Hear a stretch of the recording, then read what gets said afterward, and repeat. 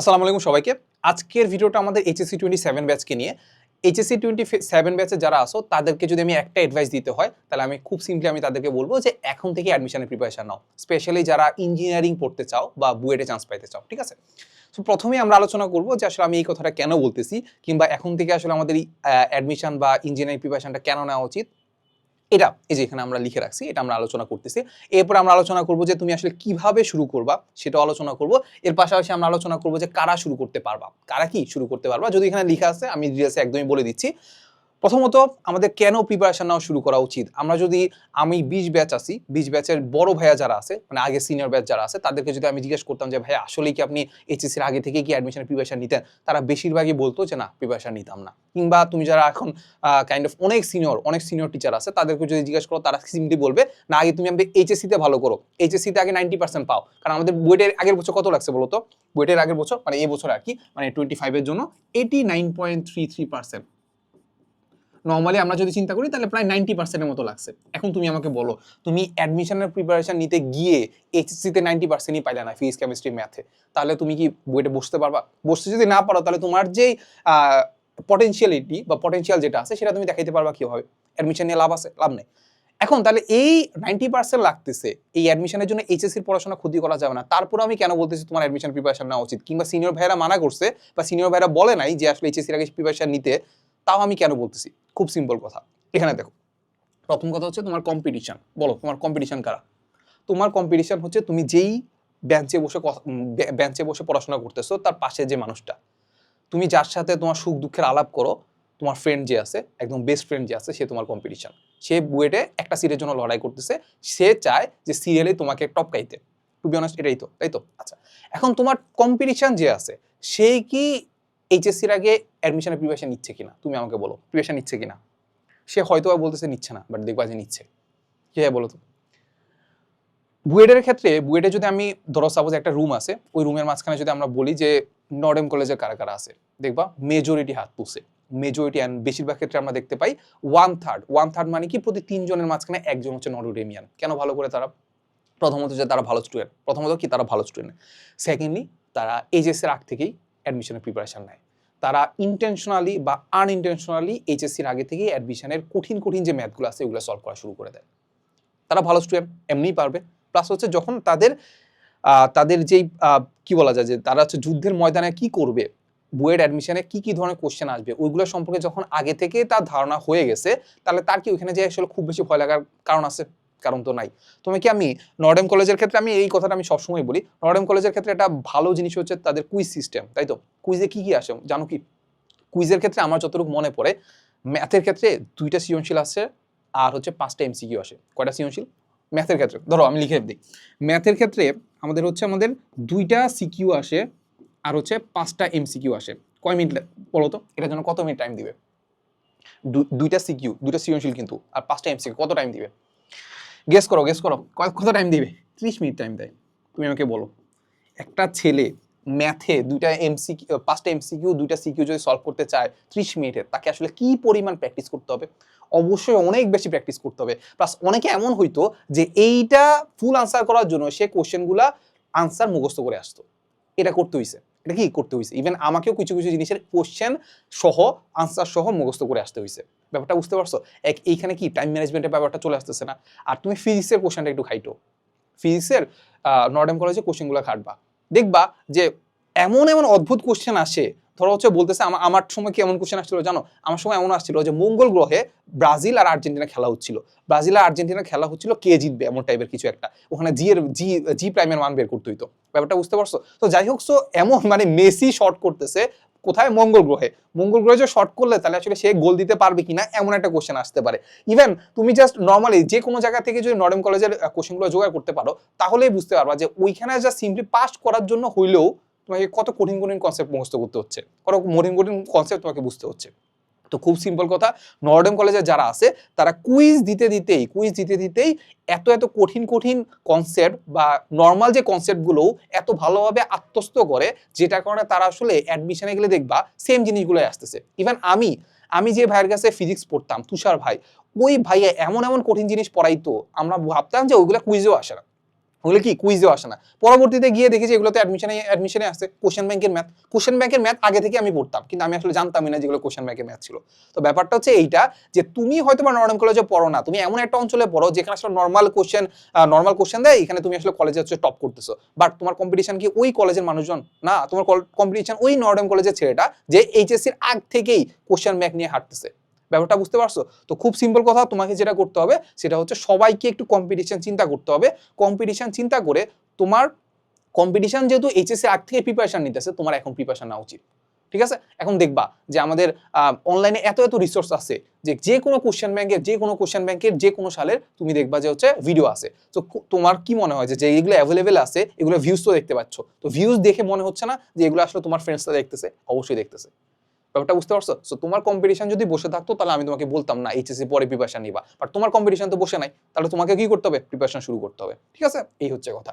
এরপরে এরপরে আমাদের হচ্ছে 3 থেকে 4 মাস যথেষ্ট না, এটা আমি অনেকগুলো ভিডিওতে বলছি যে আগে দেখা যায় তো যে মোটামুটি একটা ভালোই টাইম পাওয়া যেত, ইভেন আমাদের করোনা টাইমে তো অনেক টাইম পাওয়া গেছে। সো ওইটার মধ্যে বলা যায় যে না আসলে আমি আগে প্রথমে এইচএসসি পড়াশোনার আগে আমাদের যে বইগুলো আছে ওইগুলো বেসিকগুলো আমি মোটামুটি জানি, এরপরে বেসিকটা আরেকটু স্ট্রং করবো হচ্ছে অ্যাডমিশনে গিয়ে, এবার স্ট্রং করার পরে ওই অ্যাডমিশনের যে কোশ্চেনগুলো আছে ওগুলো প্র্যাকটিস করে আমি টাইম ম্যানেজমেন্ট বলো, অ্যাকুরেসি বলো, সবকিছু দিয়ে ফাটাই ফেলবো। বাট এখন দিচ্ছে তোমাকে 3 থেকে 4 মাস, 3 থেকে 4 মাসের মধ্যে এগুলো যথেষ্ট না। আমাকে বলো, তোমার যে সিনিয়র ভাই আছে ওদেরকে জিজ্ঞেস করো, 3 থেকে 4 মাস যথেষ্ট না। 3 থেকে 4 মাসের মাঝখানে তোমার 2 মাস এমন ভাবে চলে যাবে, তুমি এইচএসসির কথা চিন্তা করবা যে এইচএসসি থেকে আমি 90% পাবো কিনা, এটা নিয়ে চিন্তা করতে দেখতে 1 মাস বা 1.5 মাস চলে গেছে। এরপরে তুমি জাস্ট ওই অ্যাডাপ্ট করতে যে কোশ্চেনগুলো যে কেমন আসতেছে ওইগুলো যদি দেখতে চাও তাহলে দেখবা যে 1 থেকে 1.5 মাস চলে গেছে। এরপরে প্র্যাকটিস করবা কখন? এরপরে কি প্র্যাকটিস করবা কখন? টাইম নেই। 3 থেকে 4 মাস যথেষ্ট না। ঠিক আছে? এরপর লাস্টলি আমি যেটা বলবো সেটা হচ্ছে আমাদের যে এইচএসসি যে কোশ্চেন যেটা আছে সেটা কিন্তু প্যাটার্ন কিন্তু চেঞ্জ হচ্ছে। অনেকে বলবে হার্ড হচ্ছে না, হার্ড হচ্ছে না, কি হচ্ছে বলতো? স্ট্যান্ডার্ড হচ্ছে। কি হচ্ছে? স্ট্যান্ডার্ড হচ্ছে। এখন এইচএসসি যদি কোশ্চেন কঠিন হয় ওইটাকে আমাদের ইঞ্জিনিয়ারিং স্ট্যান্ডার্ডের মধ্যে পড়ে? প্রথম কথা হচ্ছে আমার কাছে পার্সোনালি মনে হয় অ্যাটলিস্ট ফিজিক্সের ক্ষেত্রে এই স্ট্যান্ডার্ড কিছু না, এই স্ট্যান্ডার্ড কিচ্ছু না। যেই কোশ্চেন তোমার এইচএসসিতে আসে তাহলে এইচএসসি স্ট্যান্ডার্ড, যে কোশ্চেনটা তোমার অ্যাডমিশনে আসছে ইঞ্জিনিয়ারিং আসছে সেটাকে আমি বলেছি ইঞ্জিনিয়ারিং স্ট্যান্ডার্ড, এটাই, এর বাইরে তেমন কিছু না। তুমি চলো তো এদের কথা চিন্তা করো তো, চলো তো এদের ক্ষেত্রে আমাদের এইচএসসিতে কত কত সার্কিট সলভ করতে হয়।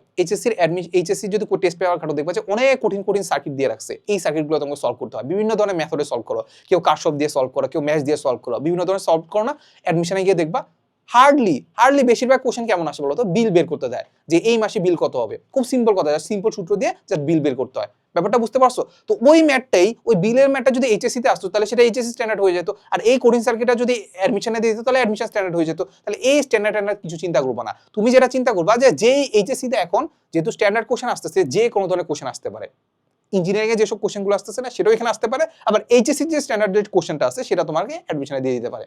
সো এই স্ট্যান্ডার্ড নিয়ে আমি কিছু চিন্তা করবো না। আমি যেটা চেষ্টা করবো সেটা হচ্ছে আমি যে কোনো ধরনের কনসেপ্ট পড়তেছি আমি একদম বেসিক থেকে ভালো করে পড়তেছি, আর এই বেসিক থেকে ভালো করার পথে আমি এইচএসসিতে এই কোশ্চেন আসলেও পারবো, আমাকে ইঞ্জিনিয়ারিং এ দিলে সেটা আমি পারবো। ব্যাপারটা বুঝতে পারছো? তো খুব সিম্পল কথা, আমি আমি এইচএসসির পড়াশোনার পাশাপাশি আমার ইঞ্জিনিয়ারিং যে কোশ্চেনগুলো আছে না ওইগুলো একটু দেখার চেষ্টা করবো। এখন কঠিন জিনিস দেখলে কি সহজ জিনিস ভুলে যাবো? না, কঠিন জিনিস দেখলে তোমার সহজ জিনিসের বেসিক আরো স্ট্রং হবে, সহজ জিনিস তুমি আরো সহজ লাগা শুরু করবে। ব্যাপারটা বুঝতে পারছো? সো এখন থেকেই আমাকে পার্সোনালি মনে হয় তোমার যদি টার্গেট বুয়েট হয়ে থাকে, এইচএসসি 27 ব্যস্ত টাইম ভালোই আছে, সো তুমি যদি বুয়েট টার্গেট হয়ে থাকে, আমার কাছে পার্সোনালি মনে হয় এখন থেকে অ্যাডমিশনের প্রিপারেশন নেওয়া উচিত। তোমার যদি তিনটা যদি তোমার লজিক্যাল মনে হয়, তোমার এখন থেকেই ইঞ্জিনিয়ারিং প্রিপারেশন শুরু করা উচিত, একটু একটু করে। কিভাবে শুরু করবে সেটা আমি বলতেছি। এবার কারা শুরু করবা বলো? যার একদম বেসিক ভালোই না, এখন আমাদের ফার্স্ট ইয়ার শেষে আমাদের সিলেবাস মোটামুটি যার যতটুকু কমপ্লিট হয়েছে আর কি। এখন এর মাঝখানে এমন একটা স্টুডেন্ট আছে যে আসলে এইচএসসিতে পাস করবে কি করবে না সেটারই গ্যারান্টি নাই, তাহলে সে বুয়েটে বসতে পারবে না, সে ইঞ্জিনিয়ারিং প্রিপারেশন কেন নিবে? ঠিক না? এই হচ্ছে কথা। তাহলে আমাদের একটু বোঝা উচিত যে আসলে কারা প্রিপারেশন শুরু করা উচিত, কারা শুরু করবে আর কি। সিম্পল কথা আমি তোমাকে বলি, তোমার ফার্স্ট ইয়ারের মধ্যে সিলেবাস কয়টা ছিল? সিলেবাসে ধরো ফিজিক্সের চ্যাপ্টার ছিল 10টা, ফার্স্ট পেপার পড়ে ছিল, ওটার মধ্যে তোমার যদি 6টা থেকে 6টার উপরে যদি তোমার শেষ হয়ে থাকে, মানে এখানে আমরা বলতে পারি 60% যদি কমপ্লিট হয়ে থাকে, তাহলে তুমি শুরু করে দাও, প্রিপারেশন শুরু করে দাও। ট্রাস্ট মি, প্রিপারেশন শুরু করে দাও। এখন এর বাইরে সাপোজ হচ্ছে যাদের আসলে 5টা বা 4টা শেষ হয়েছে তারা কি প্রিপারেশন শুরু করতে পারবে না?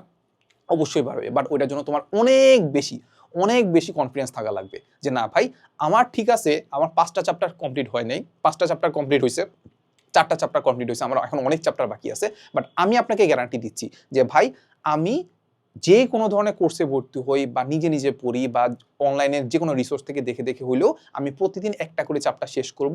ওই একটা চ্যাপ্টারে একাডেমিক ক্লাস শেষ করব। একাডেমিক ক্লাস শেষ করার পরে আমি অ্যাডমিশনের কোশ্চেন ব্যাংকটা দেখব, কোশ্চেন ব্যাংকের ক্লাস করব। আমি আপনাকে কথা দিচ্ছি, যদি এমন কারো কনফিডেন্স থাকে কিংবা এমন কারো ডেডিকেশন থাকে তাহলে সেও করতে পারো, মানে নাথিং ইজ ইম্পসিবল। সো আমি এখানে কাউকে ডিমোটিভেট করতেছি না। খুব সিম্পল কথা, যার মোটামুটি ধরো 60% সিলেবাস শেষ, সে অবশ্যই অ্যাডমিশন প্রিপারেশন শুরু করা উচিত। অ্যাডমিশন প্রিপারেশন কেমন নিয়ে করা উচিত এটা কিন্তু আলাদা, মানে একদম রকেট সায়েন্সের কিছু না। খুব সিম্পল কথা, কিভাবে শুরু করবে এটা আমি বলে দিচ্ছি। বাট নর্মালি 60% শেষ, মানে শেষ হলে এখন থেকে ইঞ্জিনিয়ারিং প্রিপারেশন শুরু করে দাও। অ্যাটলিস্ট ট্রাই করো, অ্যাটলিস্ট কি ট্রাই করো। তো দেখো আমরা কিভাবে শুরু করব। প্রথমত আমাদের প্রথমে কি পড়তে হয় বলতো? প্রথমে আমরা হচ্ছে মেইন বই পড়বো। কি করবো? আমাদের মেইন বই। এখন এই মেইন বইয়ে আশা করি যে চ্যাপ্টারটা তুমি পড়ছো, ঠিক আছে? সো ওই চ্যাপ্টারটার ক্ষেত্রে আসলে মেইন বই তেমন তুমি দাগাই ফেলছো। আশা করি তুমি দাগাই ফেলছো। যদি না দাগাই থাকো তাহলে একটু দাগাই ফেলো যে ওই লাইনগুলো আমি পড়বো, এর বাইরে সবকিছু লাইন আমার পড়ার দরকার নাই। সো মেইন বই আমি দাগাই ফেলছি। এখন যারা কোনো একটা চ্যাপ্টার পড়োই নাই, তাহলে মেইন বই তো দাগানো নাই। তাহলে ওই মেইন বই দাগানো না থাকলে সে কি করবা? সবার আগে তুমি একাডেমিক ক্লাস করবা ভাই। একাডেমিক ক্লাস না করে অ্যাডমিশনে ক্লাস করা উচিত না। একদম একদম হারাম। একদম কি হারাম। প্রথমে একাডেমিক ক্লাস করবা। একাডেমিক ক্লাসগুলো তোমার একদম বেসিক ক্লিয়ার হচ্ছে। একাডেমিক ক্লাস কাদের করবা? যারা তোমাকে খুব ডিটেলসে পড়াচ্ছে, যারা একদম যে ডিরাইভেশন যেটা আছে সেটা যাতে তোমাকে দেখায় দেয়, কিভাবে কোনটা কিভাবে আসছে, কোন সূত্রটা কিভাবে আসছে, সে যদি এটা দেখায় দেয় তাহলে ওই একাডেমিক ক্লাসটাই করবা। ওই একাডেমিক ক্লাস করার পরে তুমি মেইন বই পড়লা। মেইন বই পড়ার পরে কি করবা বলো তো? মেইন বই পড়ার পরে খুব সিম্পল কথা, তোমার এখন যেটা করা উচিত সেটা হচ্ছে, খুব সিম্পল কথা, তুমি টেস্ট পেপার দেখবা। কি দেখবা? Test paper. ঠিক আছে? সো টেস্ট পেপার দেখতে খুব একটা সমস্যা হওয়ার কথা না, কারণ সহজ কোশ্চেনই আসবে। সহজ কোশ্চেনগুলো মেইন বই যদি বেসিক ক্লিয়ার থাকে, তুমি টেস্ট পেপার কোশ্চেনগুলো ইজিলি সলভ করে ফেলতে পারবা। টেস্ট পেপার সলভ করার পরে খুব সিম্পলি তুমি যেটা করবা সেটা হচ্ছে আমাদের অ্যাডমিশনের ক্লাস করবা। অ্যাডমিশনের কোশ্চেন ব্যাংকটা দেখলে তুমি ভয় পেয়ে যাওয়ার কথা। অ্যাডমিশনের কোশ্চেনটা দেখলে কি প্রথমে ভয় পেয়ে যাওয়ার কথা। সো এই জন্য যেটা করবা সেটা হচ্ছে প্রথমে আগে অ্যাডমিশনের ক্লাসটা করবা। অ্যাডমিশনের ক্লাসের মাঝখানে আমি তোমাকে সাজেস্ট করবো আমাদের জিও টু বুয়েট 2.0 যেটা আছে সেটার ক্লাসটা করো। এটা বড় রিজন কি বলতো? এটা আমাদের অ্যাডমিশন কোর্স না, এটা আমাদের প্রি অ্যাডমিশন কোর্স। এখানে আমরা যেটা করতেছি সেটা হচ্ছে আমাদের তোমার জন্য ইম্পর্টেন্ট 60 থেকে 70% টপিক আমরা তোমাকে পড়াচ্ছি। যে দেখো এই টপিকগুলো, সবগুলো টপিক এখন তোমার পড়ার দরকার নেই, তুমি মাত্র এই টপিকগুলো পড়ো। এই টপিকগুলোই আমাদের 60 থেকে 70% ইম্পর্টেন্স বহন করে। এইগুলো যদি পড়ে ফেলতে পারো তাহলে অ্যাডমিশনে 3 থেকে 4 মাস তুমি ইজিলি জাস্ট ধুমায় এক মাসের মধ্যে পুরাটা মানে বাকি যে 30% বা 40% শেষ করে ফেললা, বাকিটুকু হচ্ছে কি করবা? রিভিশন দিবা। তো প্রথমে কি করবা? আমার স্যাররা যেটা বলে দিবে যে এই টপিকটা ইম্পর্টেন্ট, এই টপিকটা তোমাকে প্র্যাকটিস করতে হবে, তাহলে সিম্পল কথা অ্যাডমিশন ক্লাস করবা। অ্যাডমিশন ক্লাস করার পরে তোমার কাছে যদি কোনো ধরনের কোশ্চেন ব্যাংক থাকে, সেই কোশ্চেন ব্যাংক থেকে ওই টপিকগুলা প্র্যাকটিস করবা। ওই কোশ্চেন ব্যাংকটা প্রথমে একটু দেখবা। ওই কোশ্চেনগুলোর মধ্যে যেটা যদি মনে হয় যে না খুব বেশি কঠিন মনে হচ্ছে, বা তুমি এটাতে ভুল যাইতে পারে, বা এটা খুব বেশি ইম্পর্টেন্ট স্যার বলে দিছে, তাহলে ওটা বেশি কি করবা? প্র্যাকটিস করবা। এখন এই কোশ্চেন ব্যাংকটার জন্য তুমি যে কোনো কোশ্চেন ব্যাংক দেখতে পারো। আমাদের এখানে ম্যাটেরিয়ালস হিসেবে অ্যাড করা আছে আমাদের যে কিউএন এর বইটা। তোমার যদি মনে হয় না আমি উদ্ভাসের কোশ্চেন ব্যাংকটা দেখবো, সেটাও তুমি করতে পারো। তো কোশ্চেন ব্যাংকের পরে কি করবা? সিম্পলি প্র্যাকটিস করবা। বলো তো এই পার্টটুকু, এই এক্সট্রা পার্টটুকু করতে কি আমার খুব বেশি কষ্ট হবে কি? এই কোশ্চেন ব্যাংক প্লাস যে আমাদের প্র্যাকটিসের পার্টটুকু, এইটা করতে কি আমাদের খুব বেশি কষ্ট হবে? এটার কারণে কি আমার এইচএসসি পড়াশোনা ক্ষতি হবে? কি মনে হয় তোমার বলো তো? কোশ্চেন ব্যাংকটা দেখবা, প্র্যাকটিস করবা, আর একটু অ্যাডমিশনের ক্লাসটা করবা। অ্যাডমিশনের ক্লাস কয় ঘন্টা? এখানে আমাদের মেজরিটি ক্লাস 2 থেকে 3 ঘন্টা। বললাম না যে এখানে আমরা সবকিছু পড়াচ্ছি না, এটা তো আমাদের অ্যাডমিশন কোর্স না। এটা আমি টিচারদেরকেও এটাই বলে দিচ্ছি যে এটা অ্যাডমিশন কোর্স না, এখানে আসলে আমাদের খুব বেশি টাইম ওয়েস্ট করলে হবে না। ব্যাপারটা বুঝতে পারছো? সো এই এতটুকু করলে এখন তুমি আমাকে বলো তো এই এতটুকু তুমি কয়দিন কন্টিনিউ করতে পারবা? কয়টা চ্যাপ্টারের জন্য কন্টিনিউ করতে পারবা? যদি একটা চ্যাপ্টারের জন্য কন্টিনিউ করতে পারো, এটা তোমার জন্য বোনাস।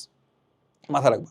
যদি তোমার মনে হয় যে তোমার চ্যাপ্টার আছে সাপোজ সবগুলা মিলে 75টা বা 70টা, কিংবা ধরো সাপোজ হচ্ছে 50টা চ্যাপ্টার আছে, এই 50টা চ্যাপ্টারের মধ্যে 50টাই তোমাকে এইভাবে সেম ভাবে কমপ্লিট করতে হবে, বা নর্মালি তোমাকে কমপ্লিট করতে হবে। এর চেয়ে বড় জিনিস হচ্ছে তোমার এই 50টার মধ্যে যদি তোমার 10টা কিংবা 20টাও যদি এরকম সুন্দরভাবে এরকম সিরিয়ালে যদি সবগুলা কমপ্লিট করতে পারো, তাহলে এইটা আমাদের জন্য একটা বোনাস।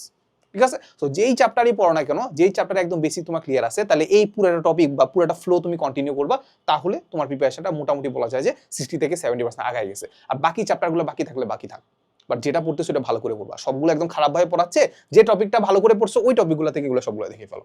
ঠিক আছে? এই হচ্ছে কথা। সো যারা মোটামুটি কোনো একটা চ্যাপ্টার ভালো করে পড়ছো, তাহলে খুব সিম্পল কথা, তারা অ্যাডমিশন ক্লাসটা করবা।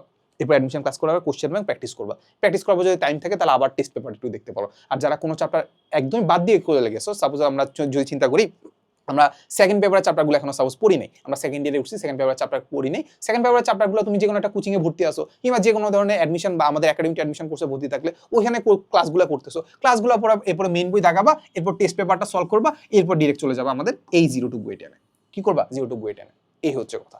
এখন এর পাশাপাশি যদি এইটা করতে তোমার কিছু মনে হয় যে না খুব সহজ, এটা তো একদম ইজিলি হয়ে যাচ্ছে, তাহলে আমি বলবো যে তুমি একটু অ্যাডভান্স ম্যাথ প্রবলেমগুলো সলভ করো। আমাদের এই কোর্সে অ্যাডভান্স ম্যাথ প্রবলেম অ্যাড করা নাই, বাট তোমার যদি মনে হয় অ্যাডভান্স ম্যাথ প্রবলেম সলভ করতে হবে, সো এটার জন্য তুমি অনেক বই আছে, তুমি আইআইটি যে কোশ্চেন সলভ করতে পারো। আমি তোমাকে সাজেস্ট করবো যে আসলে আমাদের এখন যে কোশ্চেনের যে প্যাটার্নগুলো, সো এখানে আমরা দেখতে পাই যে আসলে কোশ্চেন কিন্তু ভালোই কঠিন হচ্ছে। সো এটা প্র্যাকটিস করতে পারো, মানে কলেজ যেহেতু আসলে আমাদের এইচএসসি আরও সময় আছে, সো প্র্যাকটিস করার জন্য আমাদের মেইন ইঞ্জিনিয়ারিং যে কোর্স আছে, যেটা আমাদের 25 ব্যাচের জন্য ছিল, ওইটাতে চাইলে তুমি অ্যাটেন্ড করতে পারো। বাট সবার আগে এইটা একটু কমপ্লিট করতে হবে। এইটা যদি কমপ্লিট করতে পারো, এটা ফ্লোটা যদি ধরে রাখতে পারো, তাহলে তোমার একটা কনফিডেন্স জাগবে। এই কনফিডেন্স জায়গা থেকেই আলটিমেটলি বলা যায় যে তুমি আসলে কোন লেভেলে আসো সেটা তোমার আসলে বুঝতে সহায়তা করবে। ঠিক আছে? সো কমেন্টের ডেসক্রিপশনে তোমার লিঙ্ক দেওয়া আছে, ডেমো ক্লাসগুলো দেখো, দেখে যদি মনে হয় যে না তোমার আসলে এনরোল করলে তোমার জন্য বেনিফিটেড হবা, তাহলে আসলে আমার কাছে পার্সোনালি মনে হয় যে এই কোর্সটাতে তোমার এনরোল করে ফেলা উচিত। ঠিক আছে? সো দেখা হবে ক্লাসে। আসসালামু আলাইকুম সবাইকে।